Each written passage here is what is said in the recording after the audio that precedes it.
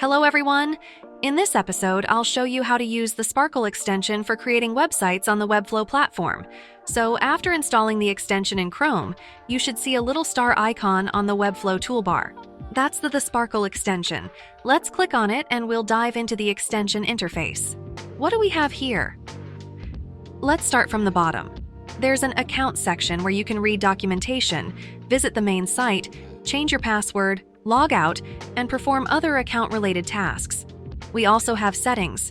In the settings, there's a toggle called Class Sync.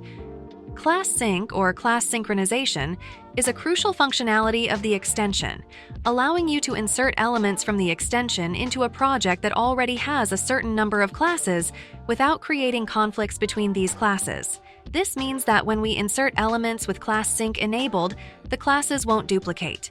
Thus, working with components will be as smooth as possible. This functionality also allows copying elements and sections from other projects into our project while preventing class conflicts between these projects. We hope you enjoyed this episode and find it valuable and now have more vision about what the TheSprkl is about and how our extension could benefit your web development. Like and share this video if we've helped you achieve your goals. Subscribe to our channel to not miss new episodes and develop your new site into a successful and quality product. See you soon!